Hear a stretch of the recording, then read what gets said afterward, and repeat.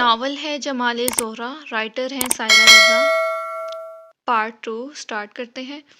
خوشی چشمہ بن کر اس کے اندر پھوٹ نکلی تھی، سرشاری رگوں میں لہو بن کر دوڑ رہی تھی، اسے گدگدا رہی تھی۔ آج اسے کتنا قریب سے دیکھا تھا، اتنا کہ ہاتھ بڑھا کر مزید قریب کر سکتا تھا، اتنا کہ پھر قربت معنی بدل دیتی، لیکن یہ وہ اب سوچ رہا تھا۔ اس وقت اس کو سوچنے سمجھنے کی صلاحیت نے جواب دے دیا تھا۔ وہ نہ صرف پھول جیسی دکھائی دیتی تھی بلکہ پھولوں کی طرح مہکتی بھی تھی، اس کی روح تک معطر ہو گئی۔ اس نے اپنے ہونٹوں پر زبان پھیری اور گول تکیے سے لپٹ کر کروٹ بدلی۔ اسے ذہن پر بہت زور دینے پر بھی یاد نہیں آ رہا تھا کہ دونوں کے بیچ کیا باتیں ہوئیں، مگر وہ حیران اور پھر ناراض دکھائی دینے لگی، پتہ نہیں کیوں۔ جتنے لوگ بھی عاشق حسین سے واقف تھے وہ جانتے تھے وہ کبھی نگاہ اٹھا کر یا نگاہ ملا کر بات نہیں کرتا تھا۔ وہ اونچا بھی نہیں بولتا تھا اور بلا مقصد تو بالکل نہیں بولتا تھا۔ اپنے کام سے کام رکھتا تھا، وہی آرا چلانے کا کام۔ وہ میل جول کا بھی اتنا قائل نہیں تھا، اس لیے کوئی نہیں جانتا تھا وہ کیسے کردار و اخلاق کا مالک ہے، کیسے خیالات رکھتا ہے، کس مکتبہ فکر کو مانتا ہے، اس کا انداز گفتگو کیا ہے، اس کا موضوع گفتگو بالعموم کیا ہوتا ہے۔ اس نے خود بھی اپنی شخصیت کو کبھی کھوجنے کی ضرورت محسوس نہیں کی۔ اس کے لیے اپنی ذات اتنی اہم شاید تھی بھی نہیں کہ وہ اس پر غور کرتا، خود احتسابی کے عمل سے گزرتا اور خوبیوں خامیوں کو چھانٹ کر الگ کرتا اور پھر نازا ہوتا یا اصلاح کرتا۔ وہ زیادہ نہیں بولتا تھا، ہاں زیادہ ضرور سوچتا تھا، اور بولنے والے کے لیے ہر قدم پر سوچنے، تولنے اور پھر بولنے کی تعلیم اور حکم ہوتا ہے، مگر سوچنے والے ہر حدود و قیود سے آزاد ہوتے ہیں۔ اس کے حوالے سے جو سوچا تھا وہ منوہن کہہ ڈالا، بلکہ نہیں، جو وہ سوچتا تھا اگر وہ سب کچھ کہہ دیتا تو یا تو وہ غش کھا کر گر جاتی یا پھر اس کے نرخرے پر اپنے دانت رکھ دیتی یا زبان کھینچ کر کتوں کے آگے ڈال دیتی، لیکن وہ سب سے بے نیاز سرشار سا پڑا رات کاٹ رہا تھا۔ نیکسٹ۔ کمہاروں کے محلے میں آج خوب رونق تھی۔ نذیر کمہار کی اکلوتی بیٹی کی تیل مہندی تھی۔ اس نے صرف اپنے گھر پر بتیاں نہیں لگوائی تھیں، ساری گلی جگمگ کر رہی تھی۔ چھت پر رکھے ڈیک شادی بیاہ کے گیت پیش کر رہے تھے۔ یہ پرانے زمانے کے کمہاروں کا محلہ نہیں تھا کہ دور سے ہی مٹی کے برتن دکھائی دیتے، مٹی کے ڈھیر، چاک اور گدھا۔ اب کمہاروں کے حالات بدل گئے تھے، گدھوں کی جگہ موٹر سائیکلیں اور گاڑیاں آ گئی تھیں۔ کچھ برس پیچھے جائیں تو ان کے کچھ منڈے دبئی چلے گئے تھے، پتہ نہیں پیشہ بدلنا تھا یا حالات، مگر دونوں کام ہی ہو گئے۔ بیٹوں نے پیسہ بھیجا تو پیشہ خود بخود بدل گیا۔ ایک کی دیکھا دیکھی پیچھے لائن لگ گئی، جسے دیکھو ویزا لگوا کر جہاز میں شوں۔ پہلے مادی تبدیلی آئی، پھر غیر مادی، گھروں کے نقشے بدل گئے، پھر حلیے بدل گئے، سب کچھ بدل گیا۔ لڑکے لڑکیاں تعلیم حاصل کرنے لگے، نہیں بدل سکے تو باقی پنڈ والوں کا ذہن نہیں بدل سکے۔ جو ذرا اونچی ذات کے تھے وہ آج بھی انہیں کمتر سمجھتے، مگر کمہاروں کے بڑوں کو اس کی پرواہ نہیں تھی۔ وہ فخر سے کہتے، پہلے وہ خالی ہنر مند تھے، جس مٹی کو لوگ اپنے پیروں کی ٹھوکر سے دھول بنا کر اڑائے پھرتے ہیں، دامن پر لگے تو جھاڑ دیتے ہیں، وہ اس مٹی سے برتن بنا کر لوگوں کے منہ کو لگا دیتے ہیں، اور اب ان کے پاس پیسہ ہے اور تعلیم بھی۔ نذیر کمہار کے بڑے بیٹے کو تو اپنے پیسے پر ایسا گھمنڈ تھا کہ اس نے سیاہ رنگ کے بڑے لوہے کے دروازے کے دونوں ستونوں پر اپنے ہاتھ سے بنائی سراہیاں رکھ چھوڑی تھی، اور سیاہ رنگ سے سراہی کے اوپر اپنا نام خود لکھا تھا، شریف کمہار۔ اسی شریف کمہار کی بیٹیاں اس وقت تایا ذات روبینہ کی مہندی میں جانے کے لیے بناؤ سنگھار کرنے میں ایڑی چوٹی کا زور لگا رہی تھیں۔ جب ان کی پھوپھی ذات سلمیٰ کمرے میں داخل ہوئی، اس نے پیلی گھیردار شلوار کے ساتھ چھوٹی سبز قمیض اور سبز دوپٹہ اوڑھ رکھا تھا۔ سرخ اور پیلے رنگ کے دھاگے سے ساری قمیض پر کڑھائی کی گئی تھی۔ اس نے کھلے منہ کا خصہ پہن رکھا تھا۔ شریف کمہار کی بیٹیوں نے حیرت سے پھوپھی ذات کو دیکھا، جو اپنے روپ اور سنگھار پر پھولی نہ سما رہی تھی۔ دونوں نے آنکھیں چندی کر کے اس کے جوڑے کو دیکھا، جو دیکھا دیکھا لگ رہا تھا، پر کہاں دیکھا تھا فوری طور پر یاد نہ آیا۔ ہاں، یہ تو بالکل زہرا جیسا جوڑا ہے جو اس نے اپنی سہیلی کی مہندی پر پہنا تھا، ہے نا؟ بڑی نے چھوٹی سی تصدیق چاہی۔ ہاں، اس سے اب بھی یاد آ گیا۔ پھوپھی ذات نے بے نیازی سے پراندہ پیچھے پھینکا، یہ اس کی طرف سے اس بات کا اشارہ تھا۔ دونوں بہنوں کا دل چھوٹا ہو گیا، وہ بھی سبز اور زرد لباس میں تھی، اپنے لباس یکدم کم تر لگنے لگے۔ تم نے اس سے ڈیزائن مانگا کیا؟ بڑی اب قمیض کا دامن ہاتھ میں لے کر جانچ رہی تھی۔ پھوپھی ذات نے زبان سے آواز نکالی اور آئینے میں خود کو دیکھنے لگی۔ مانگتی میں کسی سے نہیں، بس دیکھ لیتی ہوں ایک بار تو ذہن میں رہ جاتی ہے ہر چیز۔ کون سا خود بنایا ہے، کسی سے بنوایا ہی ہوگا۔ تو بنواتا کون تو بنوانا کون سا آسان ہے، اگلے کو جا کر سمجھانا، پھر ایک جیسی چیزیں ڈھونڈنا، بڑی محنت کی، پورے 1.25 مہینے میں دوپٹہ قمیص تیار ہوا ہے۔ ہاں، چھوٹی نے اپنے اس بھرے ہوئے غبار کو نکالا۔ مگر جو بھی کیا ہماری تو نقل ہی ہے نا، جو دیکھے گا پہچان لے گا کہ یہ ڈیزائن تو زورا کا ہے۔ تو کیا ہوا، اس نے لاپرواہی سے گردن جھٹکی۔ اور اگر تمہارا یہ خیال ہے کہ اتنے پیارے کپڑے پہن کر تم سب کو ہرا دو گی تو بھول ہے، مہندی میں زورا نے بھی آنا ہے، اور جہاں وہ آ جاتی ہے پھر سب کی بتی بجھ جاتی ہے۔ کمرے میں داخل ہوتے ہوئے شریف کمار کے بیٹے فیض کے قدم رکے۔ اس کی بہن بہت جلے کٹے لہجے میں کسی کی تعریف کر رہی تھی۔ کون آ جاتی ہے جو سب کی بتی بجھا دیتی ہے، نہیں سن سکا تھا۔ اور سب سے اہم بات، باجی چھوٹی کی زہر کند آواز ابھرے، جوڑا پہن لینے سے کیا ہوتا ہے، بندہ کوئی زورا تو نہیں بن جاتا، بن ہی نہیں سکتا، کہاں زورا اور کہاں۔ وہ صاف پھوپھی ذات کی رنگت اور صورت پر تبصرہ کر رہی تھی۔ کچھ سال پہلے کہتی تو اگلی بلی کی طرح جھپٹ پڑتی، پر اس وقت مسکرا دی۔ تم لوگ جل گئی ہو۔ جلے ہمارے جوتی، وہ بھی بڑی قیمتی۔ جو جل رہے ہیں وہ کالے پیلے نظر آ رہے ہیں۔ دونوں بہنیں تلملائی بھی، مگر پھر ہنستی۔ اس کی رنگت اور لباس کے امتزاج کا مذاق اڑایا۔ پتہ نہیں اس بیچاری نے آگے کیا کہا۔ فیض کی سماعتیں بند ہو گئی تھیں، اس کے کانوں میں زورا زورا کی بات گشت ہو رہی تھی۔ وہ اپنے کمرے میں چلا آیا، اسے اپنی تیاری بھی کرنی تھی۔ مہندی دوسرے پنڈ سے آ رہی تھی، چاچے نے شاندار استقبال کا حکم دیا تھا۔ فیض پر سب سے زیادہ بھروسہ تھا، وہی ہر شے کا ذمہ دار تھا، مگر نہاتے ہوئے، لباس بدل کر، کف لنکس لگاتے ہوئے، بہت دیر تک بال سنوارتے ہوئے اور خود پر بہت سارا پرفیوم اسپرے کرتے ہوئے اس کے دماغ کی سوئی زورا کے نام پر اٹک گئی تھی۔ ابھی کل ہی کی بات تھی، روبینہ کے گھر سب فیض کی ماں سے اب فیض کا بیاہ کر دینے کی باتیں کرنے لگی۔ ہاں ہاں کیوں نہیں، اب فیض ہی کی باری ہے، ماں صدقے ایسی نو لاؤں گی کہ دنیا دیکھے گی۔ گوری چٹی دودھ ملائی، ویکھ ویکھ کے جی نہ بھرے، قد بھی لمبا ہو۔ میرا فیض ماشاءاللہ دیکھا ہے نا، اور نقشہ تیز ہو جیسے کسی نے چھری سے کاٹا ہو، اور میرا یہ بھی دل ہے کہ ووٹی کی آنکھیں نیلی ہوں۔ میرے فیض کے بچے گورے چٹے انگریز لگے، انگریز۔ اس کی ماں کو تو جیسے کسی نے چھیڑ دیا تھا، پوری تفصیل بتانے لگی۔ لو جی، ساری عورتیں ہاتھ پر ہاتھ مار کے ہنستی۔ یہ تو بہن نبیلہ، تو نے سیدھا سیدھا زورا کا نقشہ بتا دیا تھا۔ اور کون زورا؟ اس کی ماں چونکی۔ سیف اللہ کی زورا، اور کتنے زورا ہیں اس پنڈ میں؟ اچھا وہ، نبیلہ نے کھینچا۔ سچ میرے ذہن میں تو وہ تھی بھی نہیں، لیکن ایک بات تو سچ ہے، مجھے بالکل ویسی نو چاہیے۔ اس کی ماں گہری سوچ میں چلی گئی۔ شکر بہن، نبیلہ نے یہ نہیں کہہ دیا وہی چاہیے۔ عورتیں پھر ہنسی۔ میں کیسے کہہ سکتی ہوں یہ، وہ کبھی نہیں دیں گے، لیکن میرے فیض کے ساتھ تو ویسے ہی جچے گی۔ نبیلہ کے لہجے کی حسرت نے اسے حیران کر دیا۔ شادی کی 100 ذمہ داریوں کے باوجود اس کی سماعتوں سے ماں کے جملے ٹکراتے رہے، کبھی یہ کہ وہ کہاں ہمیں دیں گی، اور کبھی اس نقشے کی تفصیل جو اس کی ماں کو درکار تھی۔ ایسا نہیں تھا کہ زورا دیکھی نہیں تھی، مگر وہ بچپن کی بات تھی، مگر وہ حسن جو ماں نے بیان کیا تھا وہ، اور ابھی جو بہنیں بیچاری پھوپھی ذات کے سامنے دہرا رہی تھی۔ دیکھنا پڑے گا فیض جی۔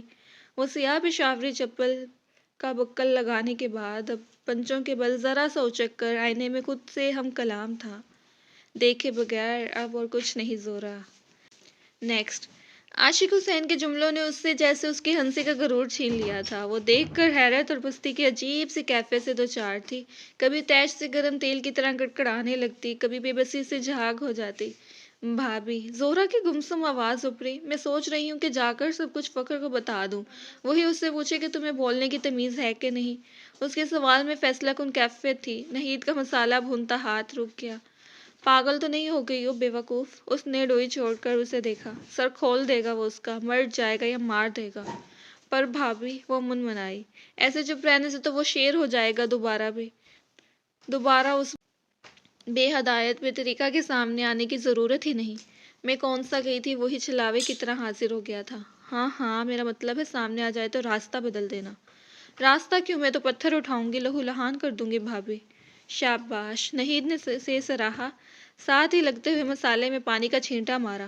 سارے صحن میں خوشبو اور شور سا پیدا ہو گیا۔ لیکن بھابھی، بہت جیتداری سے زائم بتانے کے بعد اس کی لیکن برقرار تھی۔ کوئی ایسے کیسے کر سکتا ہے، ایسے گندے انداز سے؟ میں تو کبھی سوچ بھی نہیں سکتی تھی کہ کوئی مجھے اس طرح سے۔ اس کی آواز گھٹ گئی، وہ رونے لگی تھی۔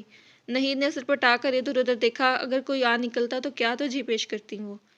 ہر کسی کے بات کرنے کا سوچنے کا طریقہ ہوتا ہے زہرا، جیسے انسان اندر سے ہوتا ہے نا ویسے ہی بات کرتا ہے۔ جو کمینہ ہوتا ہے اس کی بات اور حرکات سے کمینگی ظاہر ہوتی ہے۔ اس نے کوئی اپنے گھر کے باہر نام کی تختی پر کمینہ تھوڑی لکھوایا ہوتا ہے، اور نہ ہی شناختی کارڈ پر کوئی علامت کردار اخلاق کے لیے ہوتی ہے۔ جو اندر سے گندا ہوتا ہے ضروری نہیں کہ باہر سے بھی گندا نظر آئے۔ سیدھی سادی نظر آنے والی نہید نے بڑی گہری مثال دی۔ اس کا دل ایمان لے آیا، پر مجھے نہیں پتا تھا بھاشک۔ اس کا منہ کڑوا ہو گیا۔ ایسے گندے خیالات رکھتا ہے، اس کی امی تو ایسی نہیں ہے۔ نظر جھکا کر ادب سے بات کرتی ہیں، سوچ سوچ کر بولتی ہیں، بیٹے کو کیوں نہیں سکھایا؟ اس نے لڑاکا انداز سے کہا۔ نہید اس کے سوال پر چونکی، پھر جواب سے جان چھڑانے کے لیے پانی میں بھیگی سبزی ہانڈی میں ڈالنے لگی۔ ہاں صحیح کہہ رہی تھی، اس کی ماں سمجھدار تھی اور ناپ تول کر بولتی تھی۔ جب بھی تو کل نوک زبان پر آئی، بات کو دانتوں میں دبا گئی۔ آپ منع کر رہی ہیں بھابھی، ورنہ میرا دل یہی ہے فخر کو سب بتا کر اس کی وہ پھینٹی لگواؤں کہ مہینوں ٹکور کرتا پھرے۔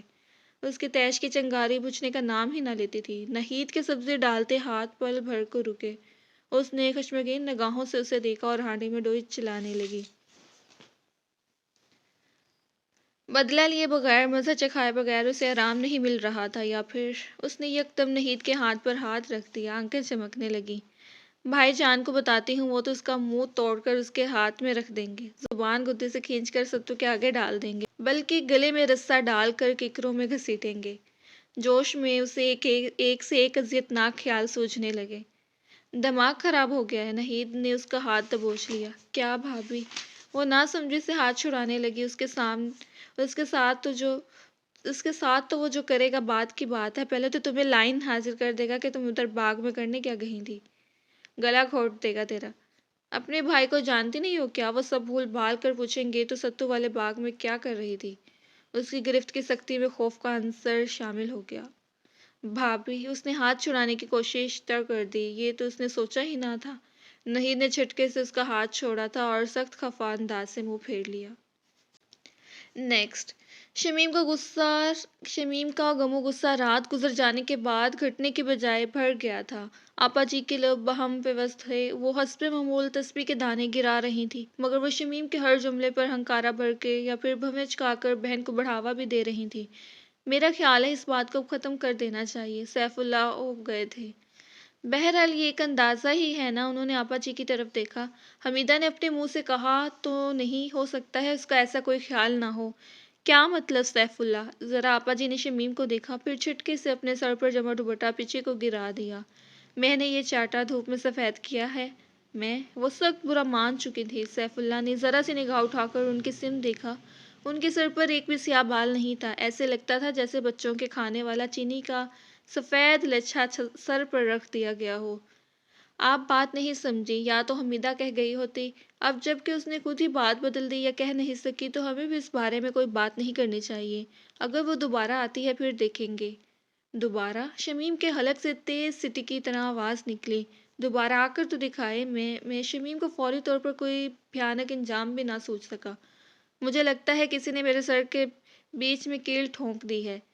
کسی کیوں کہہ رہی ہو؟ اسی کا نام لے۔ آپا جی کا لہجہ ناراضی لیے ہوئے تھا۔ وہ دوبارہ آئے گی، لکھوا لو۔ بس میں کہہ رہا ہوں نا، یہ بات یہیں ختم۔ کسی سے کرنے کی ضرورت نہیں۔ نہید سے بھی کہہ دینا۔ ایسا کیا کہہ دیا حمیدہ بوا نے؟ سب کا رنگ اڑا ہوا تھا۔ بظاہر سرسری لہجے میں طنز کی آمیزش تھی اور ایک تیز چبھن۔ ان تینوں کی گردنیں ایک ساتھ گھومی، ہونٹوں سے پانی کا گلاس لگائی۔ یہ کرم اللہ تھا۔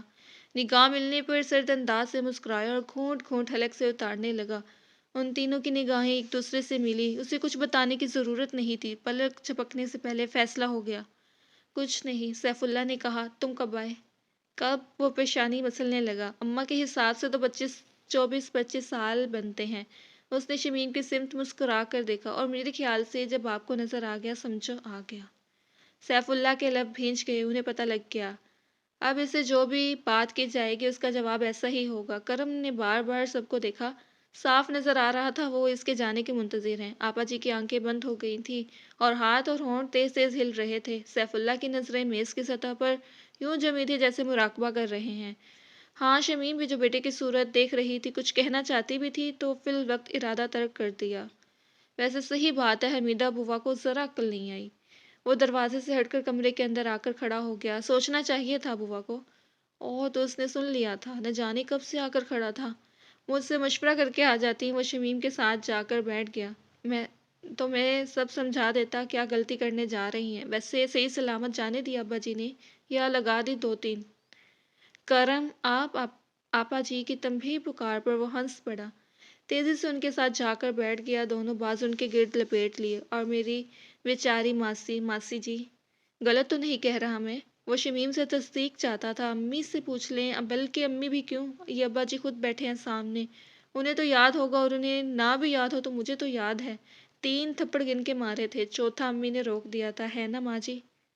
اس کا چہرہ ہنستا مگر لہجہ زہر خند تھا۔ شمیم اٹھ کھڑی ہوئی۔ کیا فضول باتیں لے کر بیٹھ گیا ہے، چل جا کے منہ دھو لے۔ کچھ کھایا پیا بھی ہے کہ نہیں؟ شمیم نے چور نگاہوں سے سیف اللہ کو دیکھا اور ان کی رنگت دہک اٹھی، آنکھوں میں غصہ بڑھتا جا رہا تھا اور ضبط کی تنابیں چھوٹنے کو تھیں۔ کھا پی لوں گا، پہلے باتیں پوری کر لوں۔ وہ بے وقوفی سے سیف اللہ کو دیکھتے ہوئے بولا، ویسے آپ لوگ معاف کر دیں حمیدہ بوا کو، وہ ماں باپ دونوں سے مخاطب ہوا، سیدھی سادی ہیں بوا، مجھے تو یادداشت کا بھی مسئلہ لگا ہے، ورنہ یہ کوئی بھولنے والی بات تھوڑی ہے کہ کیسے اپنے لائق فائق سلیقہ مند خوبصورت بھتیجی کے لیے چچا سیف اللہ نے اپنے سگے مگر نالائق نکمے ویلے بیٹے کو صاف جواب دیا تھا۔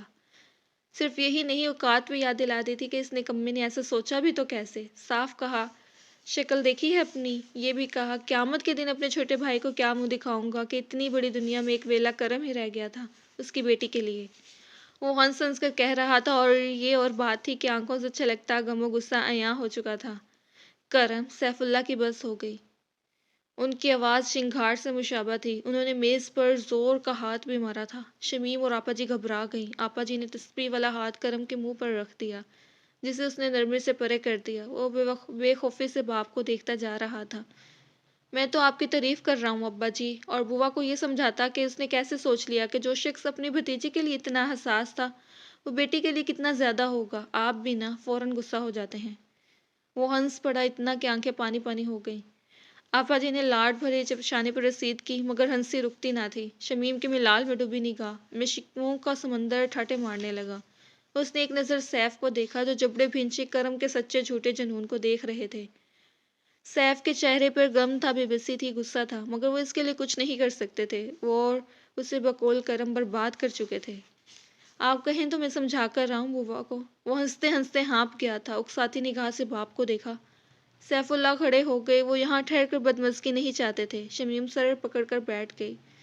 کرم جوتوں سمیت صوفے نیکسٹ کا سوال اس کے ساز سامان سے آری گھر کے درے دیوار سے ٹکراتا، لکڑیوں کے ڈھیر سے ایک ہستا نکلتا، صحن میں لگے ٹنڈمنٹ درخت پر بیٹھی چڑیاں کو اڑانے پر مجبور کر گیا۔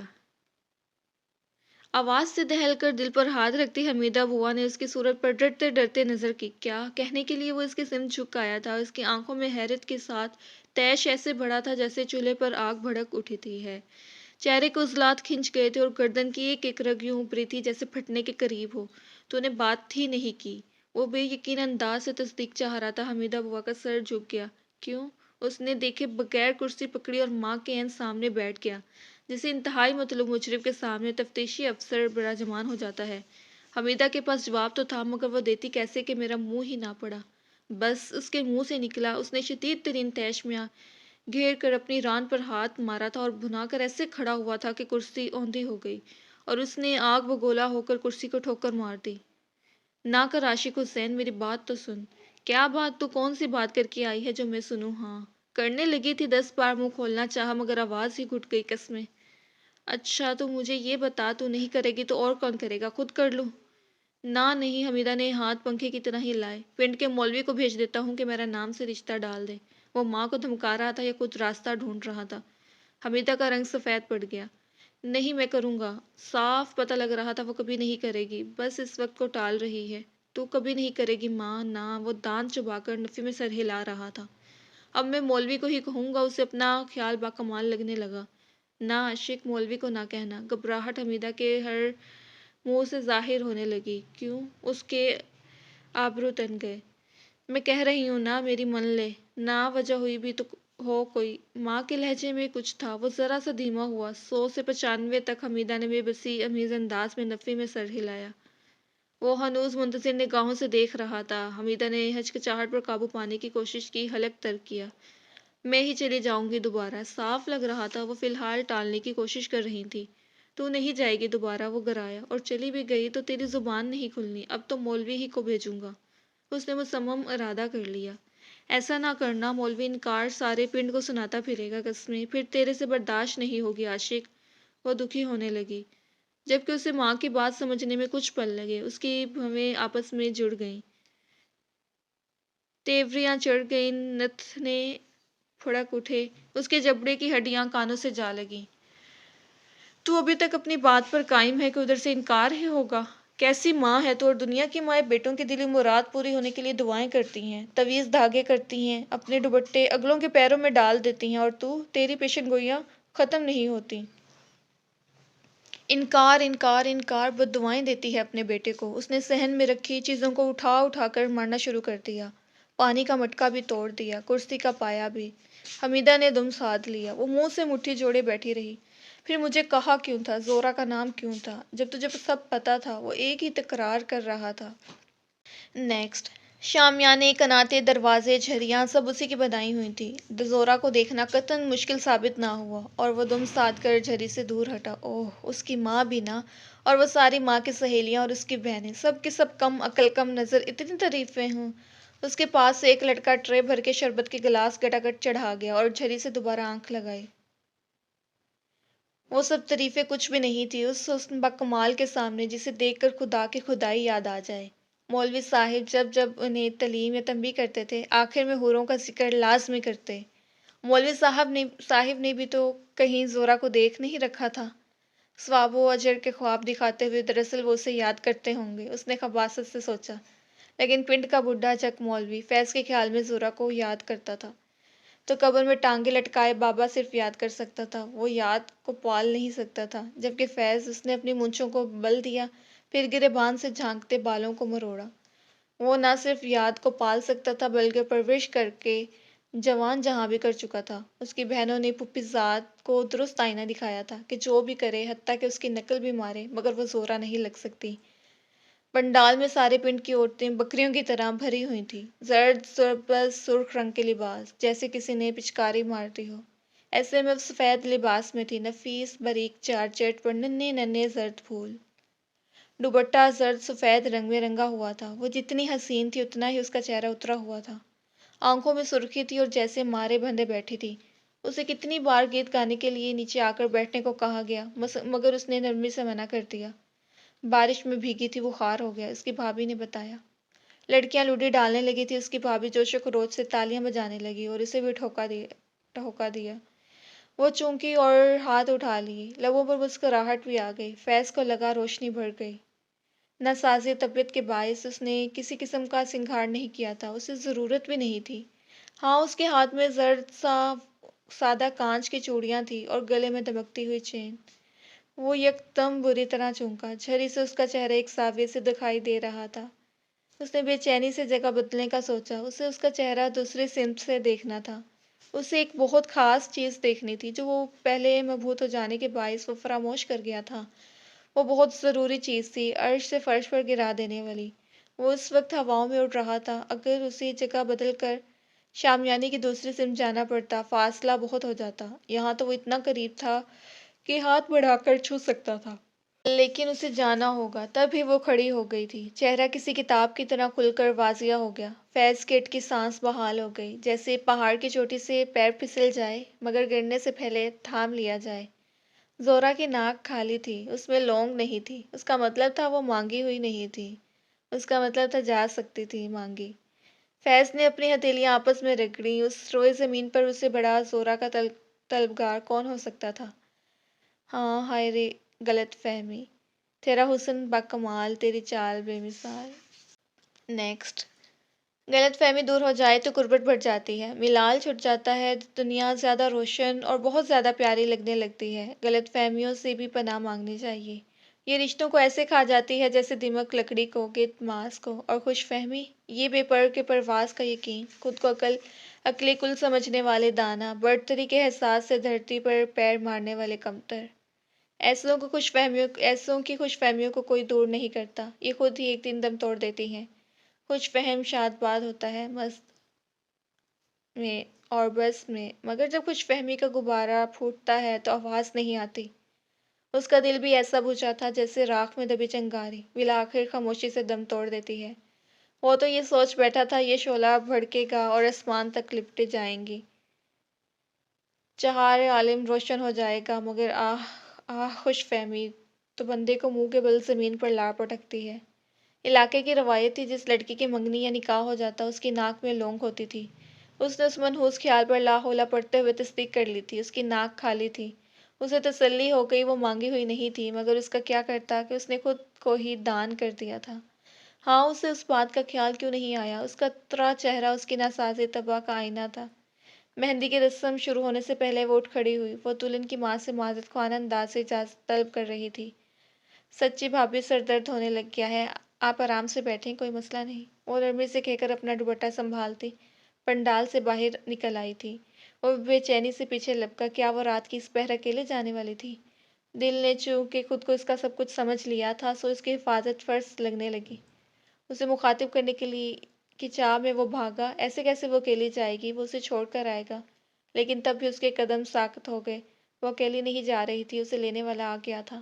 یہ فخر تھا، اس کے چچا کا بیٹا۔ اوہ خیر کوئی بات نہیں، چچا کے بیٹے کا فرض تھا وہ اسے ذمہ داری سے لے جاتا، لیکن وہ جا نہیں رہا تھا، ٹھہر گیا تھا، ایسے جیسے برا وقت ٹھہر جاتا ہے۔ اس نے پیروں کا وزن بدلا، جیسے جس جگہ وہ کھڑے تھے یہاں روشنی کم تھی، مگر اس کم روشنی میں بھی اسے زورا کے چہرے سے پھوٹتی روشنیاں دکھائی دے رہی تھیں۔ وہ بیزار سی بجھی سی آنکھیں، اداس چہرہ، وہ خاموشی، وہ چولا جسے اتار کر پھینک دیا گیا تھا، وہ ایسے کھل اٹھی تھی جیسے مٹی کے پیالے میں بھیگی کلیاں کھل جاتی ہیں۔ اس پر فخر کی محبت پاش نگاہیں، اس کی آواز گونجدار تھی، سرگوشی بھی دل پر دھمک ڈالتی تھی۔ وہ متبسم لہجے میں بول رہا تھا، میں نے کہا تاؤ جی آپ کہاں اس وقت موٹر سائیکل چلا کے جائیں گے؟ ویسے بھی سارے راستے میں اندھیرا ہے، میں ہوں نا میں لے آتا ہوں، تاؤ جی کا اتنا خیال۔ وہ ہنسی تھی، میرے بھائی پنڈ میں نہیں اس لیے اتنی شوخیاں سوچ رہی ہیں، کوئی نہیں۔ وہ چابی گھما کر بائک سٹارٹ کرنے لگا، صاف کہو میرا خیال آ گیا تھا، ہے نا؟ وہ پر یقین تھی۔ فخر کا سر نفی میں ہلا، وہ حیران ہوئی پھر اسے گھورنے لگی۔ وہ ہنس پڑا، چند پل کے لیے نظریں اس کے چہرے پر جما دیں، پھر ہینڈل پر دھرا اس کا زرد چوڑیوں والا ہاتھ تھام لیا۔ صرف اپنی آنکھوں کا خیال تھا جو بے چین تھی، کہہ رہی تھی۔ اس نے اس کی کلائی چھوڑے بغیر اپنی رسٹ واچ دیکھی، 36 گھنٹے سے زیادہ ہو گئے، وہ دکھائی نہیں دی، ورنہ دل کو تو میں سمجھا لیا کرتا ہوں۔ اس نے کہکا لگایا۔ فخر وہ شدت رہ گئی، اس نے اس طرح سے اظہار پہلے کبھی نہیں کیا تھا۔ کیا فخر؟ اس کے ہاتھ چھوڑ کر بائک سٹارٹ کی۔ روشنی کے تیز چماکے میں وہ دونوں عیاں ہو گئے، فخر کی محبت پاش پر یقین نگاہیں اور موم کی طرح پگھلتی زورا۔ فیض نے اس کی نیلی آنکھوں کو جھلملاتے دیکھا۔ وہ بائک پر اس کے پیچھے بیٹھ گئی تھی، زرد چوڑیوں والا ہاتھ اس کے شانے پر رکھے نظروں سے اوچھل ہو گئی، جبکہ اس دھول بھرے راستے پر کھڑا کا کھڑا رہ گیا۔ کیسے اس نے تھوڑی سی دیر میں پوری زندگی کو سوچ لیا تھا، کیسے پلک جھپکتے میں زندگی دگا دے گئی۔ اس نے دوستوں سے سن رکھا تھا سیف اللہ کا بھتیجا ستو والے باغ میں پڑھنے کے بہانے ملاقاتیں کرتا ہے۔ اس نے یقین نہیں کیا، اس نے تو کبھی دیکھا نہیں تھا۔ اسے پنڈ کے سب چکروں کا پتہ تھا، یہ شاید اس کے لیے وہ چکر فلاں کی بیٹی کا فلاں کے بیٹے کا تھا، یہ سگے چچے تائی کی اولادیں تھیں، ایک گلی کے گھر تھے، اس لیے یہ والا چکر مخفی رہ گیا۔ لیکن جب گھروں میں آنا جانا ہے تو باغ میں ملنے کا کیا مقصد؟ اس کی سوئی اٹک گئی، حیرت طیش کا روپ دھار گئی، طیش حسد میں بدل گیا۔ کیا تھا اس فخر میں؟ سیف اللہ کا یتیم بھتیجا جو زمین جائیداد کے نام پر ایک گھر میں رہتا تھا، اور تھوڑی سی زمین جس سے ماں بیٹا گزر بسر کر رہے تھے۔ شکل و صورت کا خوب تھا، پر ایسا بھی نہیں کہ زورا جیسی لڑکی اس پر مرتی۔ ہاں پڑھاکو تھا، ماں زمین بیچ بیچ کر فیس بھرتی تھی، یہ اسے پتا تھا کیونکہ ایک بار تو خریدار خود شریف کمہار تھا۔ فیض نے وہ ساری رات آنکھوں میں کاٹی، غیر مرئی نکتے پر نگاہیں جمائے، مونچھوں کو بل دیتے ہوئے۔ نیکسٹ۔ جیسے بڑا مصروف اور سارے ویلے، فیض نے بڑی سرسری لہجے میں بات شروع کی۔ یہ تو وہ خود ہی جانتا تھا کہ بات کتنی گہری ہے، اتنی کہ کسی کو ڈبو دیا جائے تو کبھی نہ ابھرے۔ کون فخر؟ صدیق تنکے کو چبا رہا تھا، جھٹکے سے توڑ کر پھینکا، منہ میں رہ جانے والے برادے کو پھونک کر کے ہوا میں اڑا دیا۔ ہاں وہی فخر۔ فیض کے منہ میں نیم گھل گیا۔ وہ سارے شہر سے گاؤں کو جوڑنے والی سڑک کنارے پر بنے چائے کے کھوکھے سے ذرا دور بے ترتیب پتھروں پر بیٹھے تھے، فیض کے ہاتھ میں کنکریاں تھیں جنہیں وہ بلا مقصد سڑک پر مار رہا تھا۔ سر جھکا ہوا تھا، نظریں سیاہ سڑک پر جمی تھیں۔ اب سے کچھ دیر پہلے فخر ان سب کے پاس سے گزرا تھا۔ وہ لاہور جانے والی بس میں سوار ہوا تھا۔ بس اس موڑ پر چند ساعتوں کے لیے رکتی تھی۔ وہ سب کو مسکرا کر بھی نہ دیکھ سکا کہ بس آ گئی۔ فیض نے ساری رات اسے سوچا تھا۔ گھر میں شادی کی ہلچل تھی۔ وہ ہر چیز سے جان بچاتا دور آ کر بیٹھ گیا۔ اسے یکسوئی درکار تھی، مگر یہ یار بیلی اور اس پر فخر کا منہ دیکھ لیا، اس کا اندر تک سڑ گیا۔ ہاں نہ کوئی بڑی افسروں والی پڑھائی پڑھ رہا ہے، صدیق نے لاپرواہی سے کہا۔ افسروں والی؟ اوئے سبھی افسر بننا چاہتے ہیں، بنتا بس ایک ہی ہے، اور ضروری نہیں کہ وہ ایک یہی ہو جائے گا۔ جس طرح کتابوں کو گھوٹے لگاتا ہے نا، اس نے افسروں کا بھی افسر بن جانا ہے۔ مدثر نے ہاتھ کے اشارے سے کھوکے والے کو 3 کپ چائے کا کہا۔ اور وہ جو اس دن تم لوگ کہہ رہے تھے کہ بغل میں کتابیں ہیں، پڑھ کر کے ملاقات آیا، وہ کون تھی؟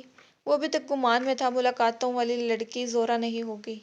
کس دن؟ صدیق نے سڑک کی آواز سے گھونٹ بھرا۔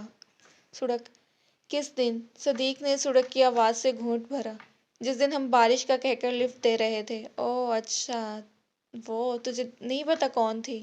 اس کے تائی کی بیٹی زورا۔ مدثر کو فوراً یاد آ گیا۔ کسی کو پتہ نہ چلے تو اس نے اسے باغ کے پیچھے والے حصے سے بھیجا، اور خود کتابیں سینے سے لگا کر سامنے آ گیا جیسے ہم بے وقوف ہیں۔ اس نے ہاتھ پھینکا تاکہ تالی فیض بجا کر تصدیق کرے، مگر فیض نے ہونٹوں سے کپ لگا لیا۔ تالی کے لیے صدیق نے ہاتھ مارا، پھر دونوں ہنس پڑے۔ فیض کی آنکھیں لبریز ہو گئیں۔ اس نے کھولتی چائے کو ایک گھونٹ میں پینے کی غلطی کی تھی۔ اوئے آرام سے، مدثر نے اس کی کمر سلائی۔ فیض نے اسے باز رہنے کا اشارہ کیا اور جیب سے رومال نکال کر آنکھیں پونچھی۔ جب سگے چاچے تائی کی اولادیں ہیں تو گھر میں مل لیا کریں، اتنی دور باغ میں جانے کی کیا ضرورت ہے؟ اس کے لہجے کی کڑھن پر دونوں دوستوں نے غور نہیں کیا۔ دونوں ہنسنے لگے، ہاتھ پر ہاتھ مارا، پھر صدیق نے فیض کے شانے پر ہاتھ رکھ کر ذرا جھکتے ہوئے آنکھ ماری۔ گھر میں وہ مزہ کہاں ہے جو باغ والی ملاقات میں ملتا ہے؟ کیا مطلب؟ اس کے منہ سے بلا ارادہ نکلا۔ اوئے مطلب تو شہزادہ ایسے پوچھ رہا ہے جیسے جانتا نہیں کہ فرق کیا ہوتا ہے۔ فیض کے لب بھینچ گئے۔ ایسے معنی و مطالب جاننے میں وہ ان سب کا استاد تھا، مگر دل کے نہا خانے میں چھپا انکار وجہ سوال بن گیا۔ وہ زورا کے حوالے سے ایسی کوئی بات سوچنا ہی نہیں چاہتا تھا۔ ایسے لگا جیسے رگوں میں لہو کی جگہ مرچیں بھر دی گئی ہوں۔ وہ سارے ملاقات کو کن معنوں میں کس حد تک لے جاتے تھے، وہ اچھی طرح جانتا تھا۔ گھر میں کیسے مل سکتے ہیں 3 ٹائم؟ گھر میں کیسے مل سکتے ہیں 3 ٹائم؟ تو فخر کی ماں قرآن پڑھاتی ہے، اور زورا کا تو اپنا پورا ٹبر ہے۔ مدثر اور صدیق آپس میں باتیں کر رہے تھے۔ ماں پنڈ کی کڑیوں کو دین کا راستہ سکھا رہی ہے، اور پتر دوسرے کی بیٹی کو دنیا سمجھا رہا ہے۔ باغوں میں عشق محبت کی پینگیں ڈالی جا رہی ہیں۔ فیض کا لہجہ اندرونی کھولن کا مظہر تھا۔ اپنے پتر کو تعلیم نہیں کرتی ماں کہ ایسے عشق معاشقے شریفوں کے طریقہ نہیں ہوتے۔ مدثر اور صدیق ہنس دیے۔ عشق معاشقے کی بات نہیں ہے، مدثر بولا۔ بچپن کے سنگی ساتھی ہیں، سمجھ ایک ہی گھر میں پلے بڑھے ہیں، چاچے تائی کی اولادوں میں پسند ہو ہی جاتی ہے۔ گھر کی بات گھر کے اندر ہی رہتی ہے، پتہ تب چلتا ہے جب نائی کار ورننا شروع کر دیتے ہیں۔ سب کہتے ہیں دادے نے رشتہ طے کر دیا تھا۔ اندر کھانے پلنے والوں کو ارینج کر کے سب کی عزت رہ جاتی ہے۔ صدیق ہنس پڑا۔ مدثر بڑے جلے سڑے لہجے میں ساروں کا کچا چھٹا کھول رہا تھا۔ تو کیا کوئی منگنی شنگنی ہو گئی ہے؟ میں نے تو نہیں سنا، فیض نے فوراً کہا۔ اور جی تو وہ کون سی ضروری ہے، بعض رشتے گھڑے گھڑائے ہوتے ہیں، کوئی منہ سے نہ بھی بولے تو سب جانتے ہیں ان کا آپس میں ہی ہونا ہے۔ مدثر نے بات ختم کر دی۔ یہ تو جب سے وہ کرم والا معاملہ خراب ہوا تب سے بیچاروں کو باغ بغیچے کونے خدرے ڈھونڈنے پڑے، ورنہ تو 24 گھنٹے کی ملاقات تھی۔ صدیق نے مدثر کو یاد دلانا ضروری سمجھا۔ مدثر کا سر ہلایا۔ ہاں یہ تو میرے ذہن سے ہی نکل گیا۔ وہ ہاتھ چاٹتا کھڑا ہو گیا تھا۔ کیا؟ فیض نے بے صبری سے انہیں دیکھا۔ یہ کرم کا کیا معاملہ تھا؟ صدیق اور مدثر نے ایک دوسرے کو دیکھا۔ تجھے نہیں پتا؟ بچہ بچہ جانتا ہے۔ نیکسٹ۔ کرم کو اپنے دل کی دھڑکن ایسے سنائی دے رہی تھی جیسے بم پر لگا ٹائمر الٹی گنتی پوری کر رہا ہو۔ اس نے اپنے ہاتھوں میں پھیلتی نمی کو انگلیاں مسل کر کم کرنا چاہا، اور آنکھوں کی نمی اس نے تیز تیز پلکیں جھپکیں۔ تو یہ خواب نہیں تھا، حقیقت تھی۔ کرم سائڈ پر ہو گیا۔ سامنے وہ فری ہی تھی، اپنی ماں سے الوداعی دعا سلام کرتی ہوئی، جھلملاتے لباس، چمکتی سینڈل پر سفید بڑی چادر میں خود کو لپیٹے وہ خوشی سے بے حال نظر آتی تھی۔ اس کے ہونٹوں پر لگا تیز گلابی رنگ اور آنکھوں پر کھنچا سیاہ خط اتنی دور سے بھی نمایاں تھا۔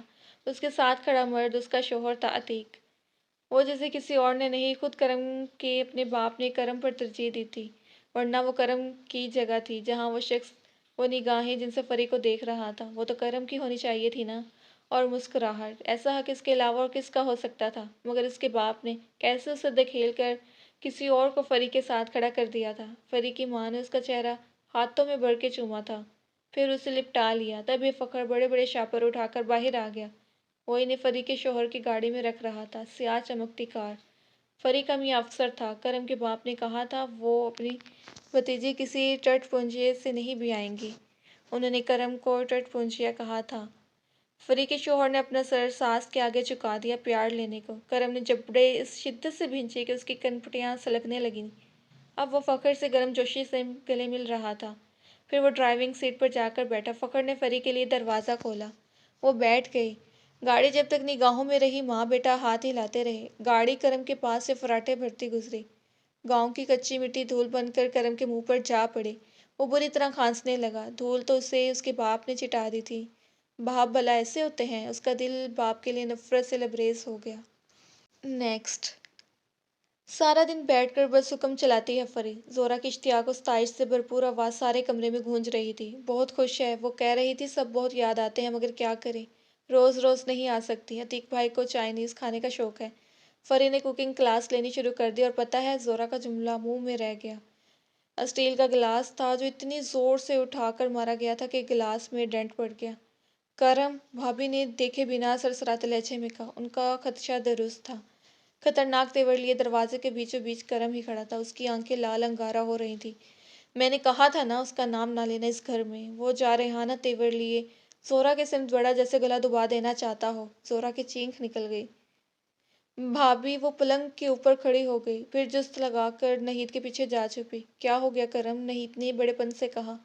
برباد ہو گیا کرم، اور کیا ہو گیا؟ اس نے بھابھی کو جواب دیا اور زہرا کو کھا جانے والی نظروں سے دیکھا۔ درمیان میں پلنگ حائل تھا اور زہرا نے نہید کو ڈھال بنا لیا تھا۔ یہ، اس نے انگلی اٹھائی، ان کے گھر گئی تھی نا؟ وہ سوال نہیں کر رہا تھا، میں نے منع کیا تھا نا، پھر بھی۔ وہ حلق کے بل چلائے اور دروازے پر منہ رسید کر دیا۔ نہید کا جسم کانپ اٹھا، زہرا بھی خوف زدہ ہو کر رونے لگی۔ اسے کرم کے جنون سے خوف آنے لگا تھا۔ کیفیت نہید کی بھی مختلف نہ تھی۔ امی امی، اس نے یوں آوازیں لگائیں جیسے مدد کو پکار رہی ہو، پر یہ کہ امی سے پہلے ابا جی پہنچ گئے۔ خشمناک تیوروں سے پہلے کرم کو دیکھا اور پھر جب ہراساں کھڑی بہو اور بیٹی کو دیکھا تو حق تک رہ گئے۔ یہ کیا ہو رہا ہے؟ سیف اللہ کی پرجلال آواز سن کر امی بھی آ گئیں۔ اب کیا کر دیا تھا کرم نے؟ انہوں نے کچھ جانے بوجھے بغیر غیر محسوس طریقے سے نفی میں سر ہلایا کہ اگر کرم نے کچھ کر بھی دیا تو وہ دونوں کچھ نہ کہیں، جو بھی معاملہ ہے پی جائیں۔ کچھ نہیں ابا جی، زہرا نہید کے پیچھے سے نکلی۔ جی ابا جی کچھ نہیں، وہ چپکلی ابا جی۔ زہرا کو بہانہ سوجھ گیا۔ امی کی آنکھوں میں سکون اترا جبکہ ابا جی کی تفتیش برقرار تھی۔ جی وہ چپکلی، نہید پھکی ہنسی ہنسی۔ کوئی چپکلی نہیں ہے، میں ہوں۔ وہ دروازے سے ہٹ کر بیچ میں آ گیا۔ میں نے منع کیا ہے اسے، یہ نہیں جائے گی ادھر، تو کیوں گئی تھی یہ؟ وہ دھاڑا۔ سیف اللہ کو اس کے تیوروں نے چونکا دیا تھا مگر ادھر کا لفظ کان میں پڑتے ہی سارا معاملہ سمجھ میں آ گیا۔ میں فری سے ملنے گئی تھی ابا جی، آپ سے پوچھ کر ہی گئی تھی۔ زہرا نے آگے آ کر باپ کی کوہنی تھام لی۔ وہ کتنے دنوں بعد آئی تھی میکے۔ سیف اللہ نے بیٹے کو دیکھا، وہ بپھرا ہوا شیر لگ رہا تھا مگر آنکھوں سے چھلکتی نمی شکست و ریخت کو ظاہر کر رہی تھی۔ انہیں سمجھ میں آ گیا، اسے فری کی آمد کا پتہ چل گیا ہوگا۔ جلال ملال میں ڈھل گیا۔ وہ زہرا کا ہاتھ تھامے کمرے سے نکل گئے۔ نہید ساکت کھڑی تھی۔ شمیم آگے بڑھی، اس کا ہاتھ تھام کر اسے کمرے سے لے جانا چاہا مگر اس نے سخت بے دردی سے ہاتھ جھٹک دیا اور کمرے سے نکل گیا۔ اسے فری کی آمد کا پتہ نہیں چلا تھا۔ اس نے آج فری کو دیکھ لیا تھا۔ اس کی شادی کے بعد آج پہلی بار۔ اتنا رد عمل تو جائز تھا، اتنا تڑپ جانا بھی حق تھا۔ نیکسٹ۔ فری کا رشتہ۔ شمیم نے سیف اللہ کی شکل دیکھی، اسے لگا اسے یقیناً سننے میں غلطی ہوئی ہے۔ فری کا رشتہ کسی اور سے بھلا ہو سکتا ہے؟ اس میں اتنی حیرانی کی کیا بات ہے؟ فری کی شادی نہیں کرنی کیا؟ سیف اللہ نے تیکھی نگاہوں سے بیوی کو دیکھا۔ نہیں کرنی تو ہے مگر کیا مگر؟ سیف اللہ کا لہجہ ہنوز تھا۔ فری کو تو میں نے اپنے کرم کے لیے سوچ رکھا ہے۔ شمیم ہچکچائی مگر بول دیا، سوچا تو میں نے بھی یہی تھا مگر اب ارادہ بدل گیا ہے۔ میں یتیم بھتیجے اس نکمے کے حوالے نہیں کر سکتا۔ وہ اتنی سختی سے بولے تھے کہ شمیم کے الفاظ گم ہو گئے۔ کرم برداشت نہیں کر سکے گا، وہ بھی فری کو پسند کرتا ہے، شمیم نے کہا۔ سیف اللہ چونکے، تو خود اس کو اس کے قابل بناتا نا، وہ بہت دیر بعد بول سکے۔ اپنے تئیں انہوں نے بات ختم کر دی تھی، مگر خود ششو پنج میں پڑ گئے۔ یتیم بھتیجا بھتیجی زیر کفالت تھے، بہت خوف خدا سے پالا تھا انہوں نے ان دونوں کو۔ کرم میں ذرا سی بھی احساس ذمہ داری ہوتی تو وہ سوچتے، مگر اپنے لاؤبالی پن میں اس نے پڑھ کر نہ دیا۔ کاروبار سنبھالنے میں اسے دلچسپی نہیں تھی، پھر آوارہ دوستوں کی منڈلی، شگل میلے میں وہ تھانے حوالات کے چکر بھی لگا آیا تھا۔ ان کی تو دلی خواہش تھی کہ بھتیجی بہو بن جاتی، مگر کرم کے کرم ایسے نہ تھے۔ اس سے مایوس ہو کر سیف اللہ نے رشتہ تلاشنا شروع کر دیا۔ یہ کام وہ خاموشی سے کر رہے تھے، اسی خاموشی سے اندر ہی اندر شمیم ان سے لمبی بحثیں کرتی۔ بیٹے کی اصلاح کے لیے میں بھتیجی کی فلاح کو نظر انداز نہیں کر سکتا۔ تو نہ کمائے کرم، یہ اتنا سب کس کے لیے ہے؟ بیٹھ کے کھائے گا، بیوی بھی کھا لے گی۔ شمیم جھگڑنے لگی، ان کے نزدیک یہ اتنی بڑی بات نہیں تھی، شادی کے بعد لڑکے سدھر جاتے ہیں۔ سیف اللہ کو صدمہ پہنچا۔ اچھا اتنی عام سی بات ہے یہ تمہارے لیے؟ ان کا لہجہ دکھی تھا۔ تو ایک بات بتاؤ، تم دو گی کرم جیسے لڑکے کو اپنی زہرہ؟ شمیم کا ہاتھ کلیجے پر جا پڑا۔ ہائے زہرہ کے ابا جی، بس اب کچھ نہ کہنا۔ کرم کے پیروں تلے سے زمین کھنچ گئی۔ وہ جن مہمانوں کو ابا جی کا خاص مہمان سمجھ کر بہت عزت احترام سے مل رہا تھا، وہ اس کا حلق سکا۔ وہ فری کے رشتے کے لیے آئے تھے، پھر اسے پتہ لگا آئے نہیں تھے جیسے کہ رشتے آیا جایا کرتے ہیں، یہ خصوصی طور پر بلوائے گئے تھے۔ ابا جی لڑکا پسند کر کے آ چکے تھے، اور آج وہ لوگ فری کو دیکھنے بلکہ بات کو آگے بڑھانے آئے تھے۔ وہ بھناتا فری کے سر پر جا پہنچا۔ تم نہیں جاؤ گے مہمانوں کے سامنے، اور یہ تم اتنا تیار کس خوشی میں ہو؟ میں صرف تیار ہوں کرم، تمہیں خوش نظر آ رہی ہوں تو اور اچھی بات ہے۔ مطلب؟ وہ اکھڑے لہجے میں بولا، مگر تبھی چاچی جی اندر چلی آئیں۔ بہنوں کے رشتے ہو رہے ہوں تو؟ بہن نہیں ہے یہ میری، وہ چلایا۔ اس نے اظہار نہیں کیا تھا، اسے لگتا تھا اس کی ضرورت نہیں۔ چاچی جی کے پیچھے ابا جی تھے۔ آواز ہلکی رکھو، وہ گرائے تھے۔ مجھے بات کرنے دے تاؤ جی، فری بولی۔ سب کچھ ٹھیک ٹھاک تھا تم میں کرم، مگر جس دن تم کوٹھے کی سیڑھیاں چڑھے، دل سے اتر گئے۔ تم صحیح کہہ رہے ہو، اب میں تمہاری بہن بھی نہیں رہی۔ وہ چچا زاد ہونے کی طرف اشارہ کر رہی تھی۔ اوہ! کرم کے پیروں سے زمین کھسکی۔ وہ تو بس دوستوں کے ساتھ شگل میلے میں، لیکن برخوردار، یہ شگل میلہ نہیں ہو رہا۔ سیف اللہ نے کمان سنبھال لی تھی۔ چلو وہ اسے لے ہی گئے۔ پھر اس نے لاکھ سر پٹکا، مرنے کی دھمکیاں دیں، مار دینے کی بھی، مگر کچھ کام نہ آیا، یہاں تک کہ شادی کے دن شروع ہو گئے۔